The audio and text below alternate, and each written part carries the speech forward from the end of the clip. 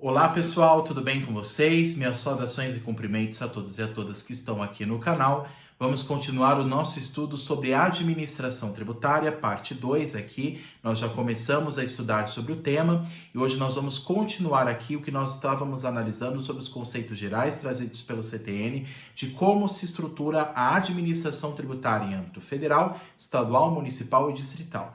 É claro, gente, que aqui, e inclusive para os alunos que vão prestar o exame da OAB, não vai ser cobrado leis estaduais, como a administração do Estado de São Paulo, a administração fiscal, ela é organizada, como é que a lei municipal, como é que a lei distrital, não. Aqui nós estamos falando apenas em âmbito federal.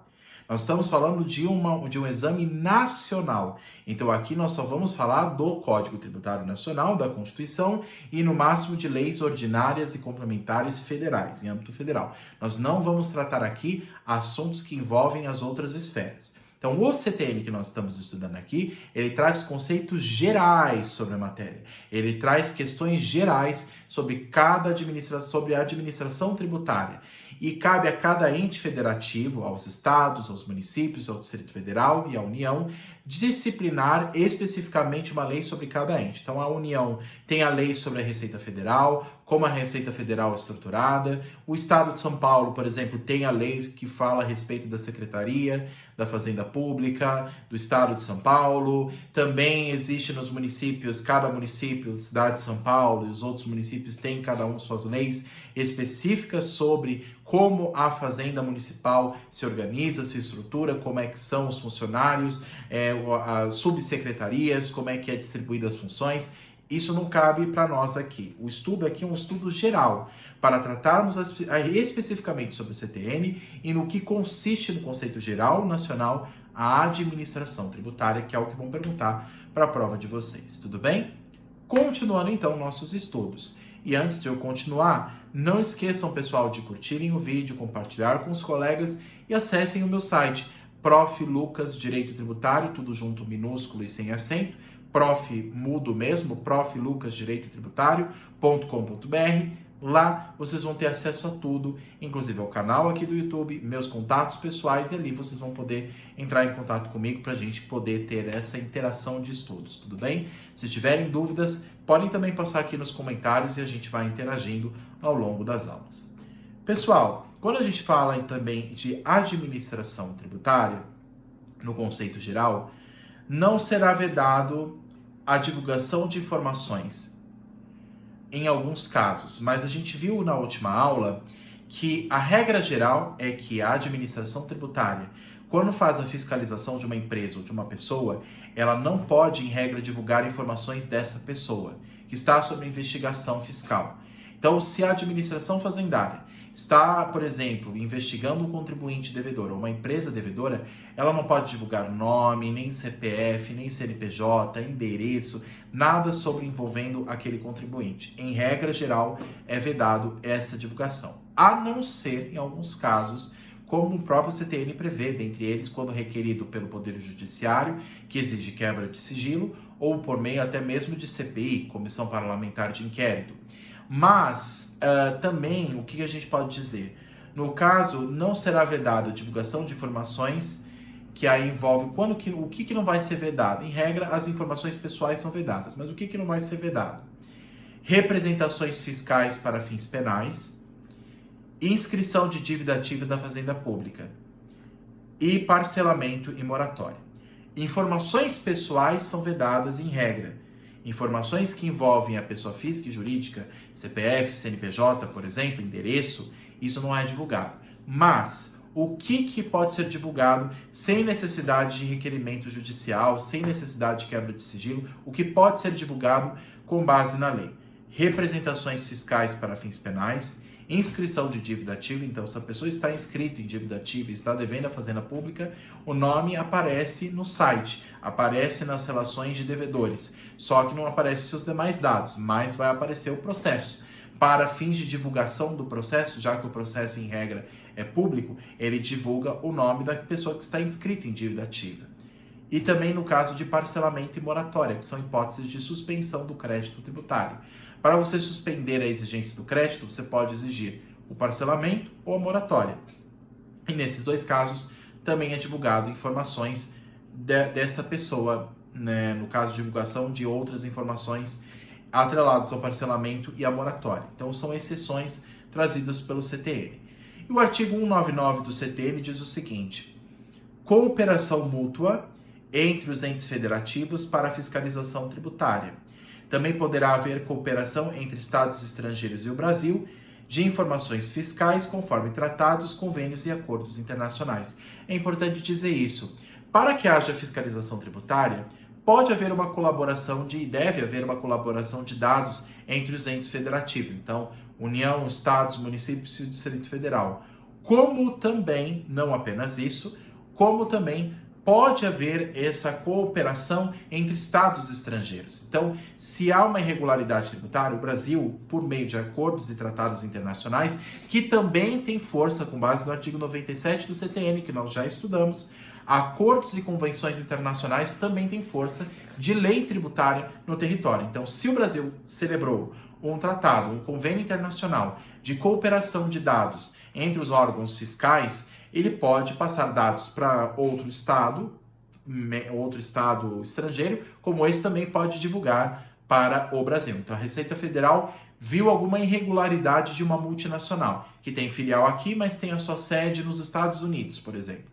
A Receita Federal do Brasil pode passar informações para o órgão tributário americano e lá para cá? Pode. Se houver um acordo ou convenção internacional celebrado entre os dois ou mais países, isso pode acontecer. Isso geralmente ocorre entre países mais próximos. Aqui nós temos acordos e convenções com os Estados Unidos, mas também temos principalmente com os países aqui da América do Sul, Argentina, Paraguai, Uruguai, os membros do Mercosul, também é possível haver essa colaboração tributária. Então é importante a gente dizer essas informações. Essa colaboração é possível não só entre entes internos da Federação Brasileira, municípios, Distrito Federal, União, Estados, mas também pode haver no âmbito internacional. O artigo 199 do CTN apresenta essa possibilidade. Dívida ativa. O que é a dívida ativa, pessoal? Inscrição de dívida ativa. Quando há inscrição de dívida ativa, pessoal, quando nós estamos falando aqui do conceito de administração tributária, é a administração tributária que fará a inscrição em dívida ativa. Mas para chegar a isso é porque realmente o contribuinte está devendo e ele não pagou, não se manifestou a respeito. O tributo já foi lançado, já houve a constituição do crédito, mas o contribuinte não está pagando. Então, se o crédito que já está constituído não foi pago pelo contribuinte no tempo devido, a Fazenda Pública tem que executar este crédito. Feita a inscrição do crédito, ao processo de execução fiscal. Mas o que nós vamos analisar aqui? O que é a dívida ativa? É o sistema de cobrança de tributos. Para o processo de execução fiscal acontecer, que é regido por uma lei específica, que é a LEF, Lei de Execuções Fiscais, o CTN não cuida da execução fiscal, quem cuida é a LEF. Mas, para que haja o processo de execução fiscal, é necessário que antes haver o título executivo, ou seja, algo que compreende que o contribuinte deve algo para o governo, e para isso a Fazenda Pública inscreve o crédito tributário em dívida ativa. O artigo 204 do CTN fala disso. Então, o tributo passa a ser exigido, materializado, cobrado por meio da CDA, Certidão de Dívida Ativa. Formado essa CDA, somente assim que pode ocorrer a execução fiscal. Enquanto não é formada a CDA, no prazo prescricional de 5 anos, se não é formado a CDA nesse prazo de 5 anos, há uma prescrição desse direito por parte da Fazenda Pública. Então, ela tem que observar esse prazo prescricional de 5 anos. Se ela observar, ela constitui a CDA para que aí depois ela possa executar esse valor e exigir judicialmente aí a execução fiscal por âmbito judicial. Ela exige primeiro em âmbito administrativo. Se o contribuinte não cumpre, vem o âmbito judicial. E ela forma o que eles chamam de crédito, que é um título de crédito executivo. Esse título de crédito é um título de crédito extrajudicial. Ele não é exigido judicialmente ainda, mas ele precisa ser pago pelo contribuinte. A inscrição em dívida ativa será feita por um órgão jurídico. olha só, uma coisa que eu falei errado, pessoal, até quero fazer uma correção aqui. A inscrição da dívida ativa, ela, na verdade, a dívida ativa, eu acho que eu coloquei, não, tá certo mesmo, desculpa. A inscrição da dívida ativa, pessoal, ela será feita por um órgão jurídico e não por um órgão administrativo. O que acontece? O crédito tributário já foi constituído. Já houve a constituição do crédito tributário e aí sim é feito por um ato administrativo. Mas para que haja inscrição em âmbito judicial, é feito por um órgão jurídico e não apenas por um órgão administrativo. Então, geralmente, quem faz isso é o procurador da Fazenda Nacional. Então, o procurador, aquele que é o advogado do Estado, ele vai exigir judicialmente esse crédito. Então, a exigência dessa certidão em âmbito judicial é feito por órgão jurídico. Mas a parte administrativa cuida dos critérios técnicos da constituição desse crédito. Mas a exigência jurídica é feita pelo órgão jurídico, pelo órgão da advocacia pública, né?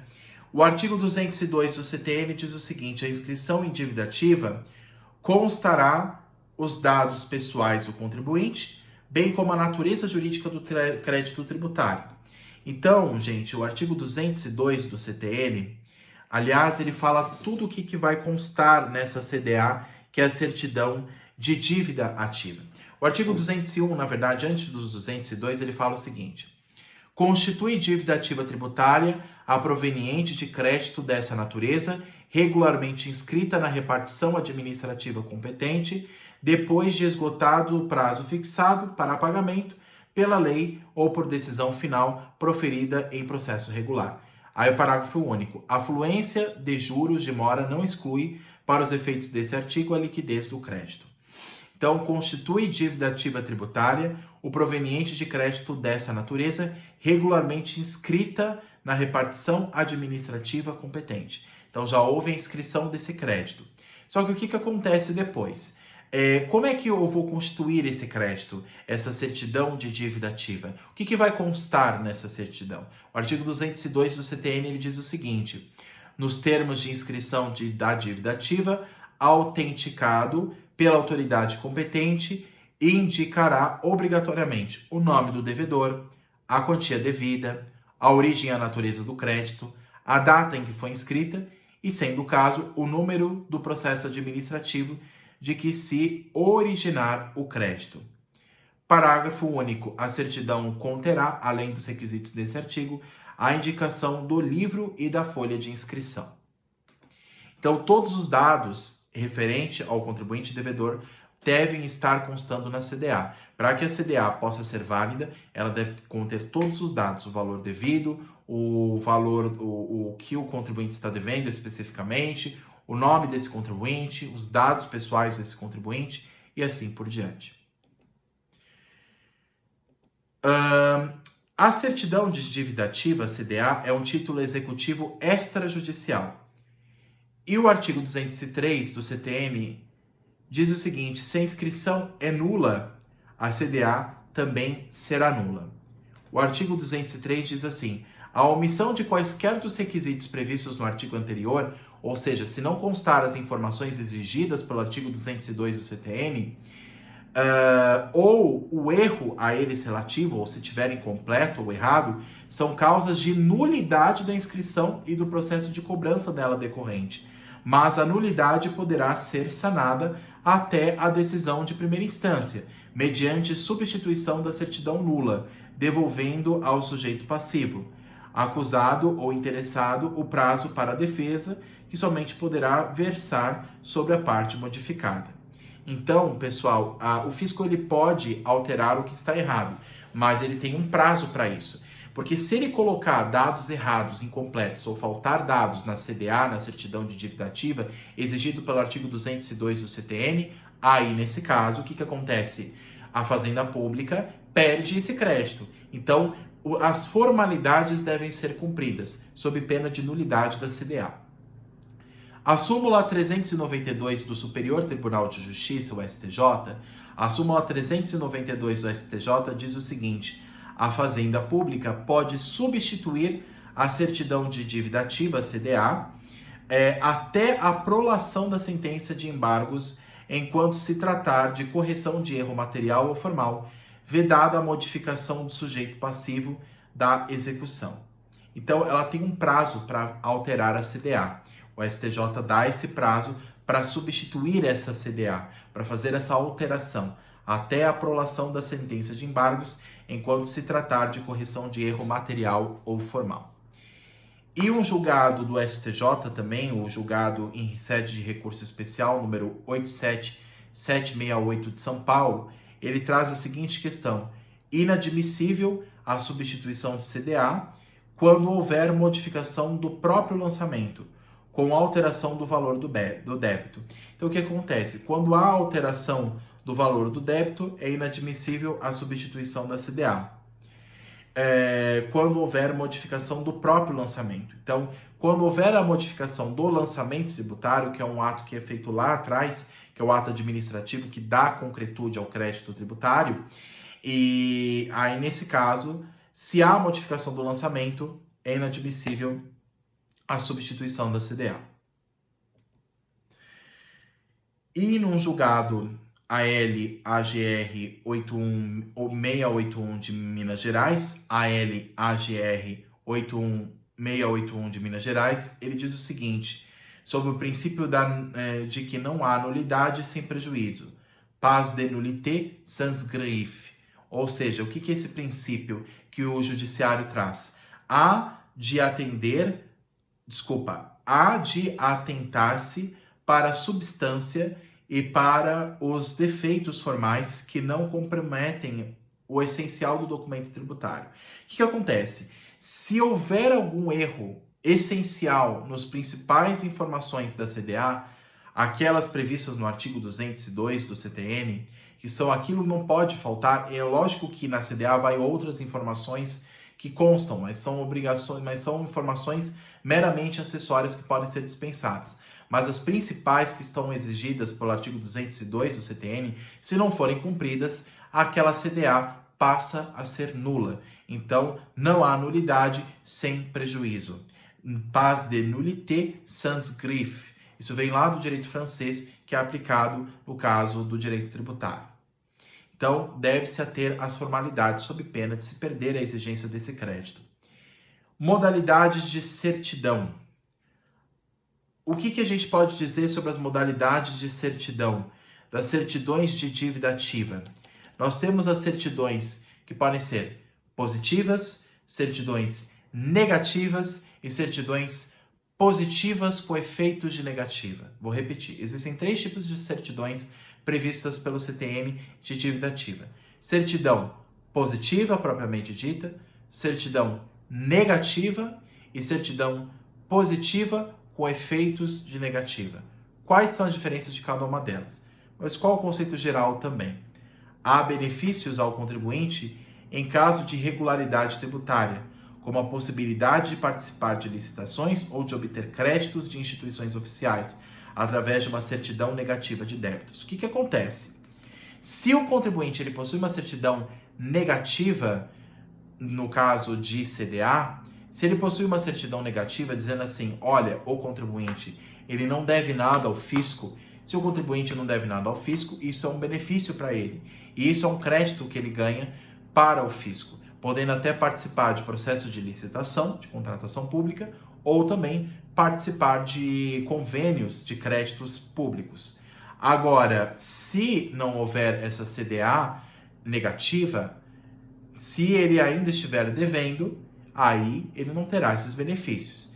Então, se a CDA for negativa de débitos, ele tem o benefício de participar de processo de licitação, ou seja, de contratação pública. E o artigo 205 do CTN é que traz essa possibilidade. Deve ser expedida quando há um requerimento do interessado. Então, se o interessado quer participar de um processo de licitação e de contratação pública, ele exige a CDA negativa e aí o fisco ele emite essa CDA, que é um pedido do contribuinte, e uma vez emitindo, ele apresenta e pode participar do processo de licitação.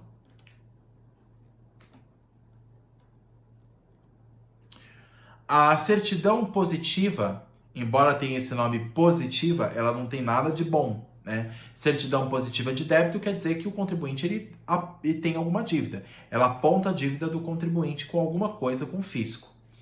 Como também existe a certidão positiva, nós também temos a certidão positiva com efeitos de negativa, que é diferente da certidão positiva propriamente dita, com base no artigo 206 do CTN, tendo os mesmos efeitos da certidão positiva. Esse tipo de certidão mais específica é emitida em 3 hipóteses. A certidão positiva com efeito de negativa, ela é emitida em 3 hipóteses: tributos lançados e não vencidos, na exigibilidade suspensa e na execução fiscal garantida. Então, quando há essas 3 possibilidades, tributos lançados e não devidos, ainda há a possibilidade de pagar o tributo, não está fora do prazo, ou na exigibilidade quando ela está suspensa, ou quando a execução fiscal ela já tem alguma garantia. Quando existe já algum sinal positivo, eles dizem que é uma certidão positiva, o contribuinte ainda deve, mas com efeitos de negativa. Ele deve, mas a exigibilidade foi suspensa por enquanto, o crédito ainda está no prazo, ou a execução fiscal tem alguma garantia de pagamento, ou seja, a certidão positiva com efeitos de negativa, ela pode ser apresentada ao fisco para, inclusive, o contribuinte poder participar de um processo de licitação. Porque o efeito de negativa, ele diz o seguinte, o contribuinte ele deve também. Claro que ele deve. Se é uma certidão positiva, ele deve. É uma certidão positiva de débito. Está apontando aquele débito do contribuinte. Entretanto, ela tem efeitos de negativa, ou seja, há alguma esperança nesse caminho. O contribuinte conseguiu alguma coisa, o contribuinte tem alguma garantia em execução fiscal, ou o tributo está lançado, mas ainda não foi exigido, não está ainda vencido, ou se está havendo essa exigência do tributo, essa exigência foi suspensa, por exemplo, por parcelamento ou por moratória. Nesses casos, o fisco emite uma certidão positiva com efeitos de negativa, ou seja, ele deve, o contribuinte deve, só que há alguma esperança lá no fundo do túnel que esse tributo vai ser pago. A súmula 446 do STJ diz o seguinte, súmula 446 do STJ diz o seguinte: declarado e não pago o débito tributário pelo contribuinte, é legítima a recusa de expedição de certidão negativa ou positiva com efeito de negativa. Então, declarado e não pago o débito tributário pelo contribuinte, é legítima a recusa de expedição de certidão. É óbvio, porque se o contribuinte ele declara que ele deve e não paga, aí o fisco não gosta. O fisco gosta quando pelo menos ele deixa alguma garantia que ele vai pagar no futuro, mesmo que ele conteste judicialmente esse tipo de tributo. Ele pode contestar judicialmente, a gente vai ver isso no processo tributário. O contribuinte ele não é obrigado a aceitar o tributo que ele está sendo exigido. Ele pode questionar judicialmente, mas ele tem que deixar alguma garantia. Se nem isso ele deixar, vai que eu perca no judiciário. Se eu perder no judiciário, aí ele pode pegar a garantia que ele já tem, a penhora, e aí já está quitado aquele tributo que foi devido. Agora, se não houver nem alguma garantia de pagamento do tributo no futuro, então nesse caso o fisco ele não é obrigado a emitir uma certidão negativa e nem positiva com efeitos de negativa. O artigo 207 do CTN diz o seguinte: independentemente de disposição legal permissiva, será dispensada a prova de quitação de tributos ou de seu suprimento quando se trata de prática de ato indispensável para evitar a caducidade do direito, respondendo, porém, todos os participantes no ato pelo tributo porventura devido, juros de mora e penalidades cabíveis, exceto as relativas à infração cuja responsabilidade seja pessoal ao infrator. Então, independente de disposição legal permissiva, será dispensada a prova de quitação de tributo ou seu suprimento quando se trata de prática de ato indispensável para evitar a caducidade de direito. Então, em alguns casos raros, para evitar a perda de algum direito, para evitar a caducidade do direito, para evitar algum problema no processo, o contribuinte não precisa apresentar uma certidão de quitação de tributo, numa caso uma certidão negativa ou positiva com efeito de negativa, se houver algum risco ao direito, algum direito específico que ele tenha. Então essa é uma exceção trazida pelo artigo 207 do CTN. A regra é que se ofereça certidão negativa ou pelo menos positiva com efeito de negativa, que se dê alguma garantia. Agora, se o contribuinte ele deve e não está conseguindo pagar e ele tem o risco de perder algum direito, a caducidade de um direito, aí nesse caso o artigo 207 do CTN ele abre uma exceção e aí ele dispensa a prova de quitação de tributo. Aí o contribuinte não é obrigado a apresentar essa certidão.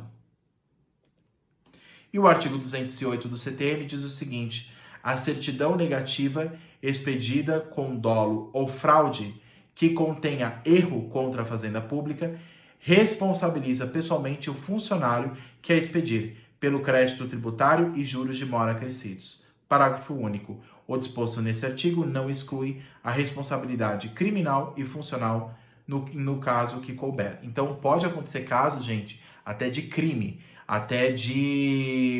contra a administração pública, né? Que é jamais previsto pelo Código Penal. Mas se o funcionário público, ele altera alguma informação para que se dê uma certidão negativa, ele esconda alguma dívida do contribuinte, ou ele combine com o contribuinte alguma fraude, no caso, ou fraude ou dolo, para que se esconda aquela informação do fisco e emita mesmo assim uma certidão negativa.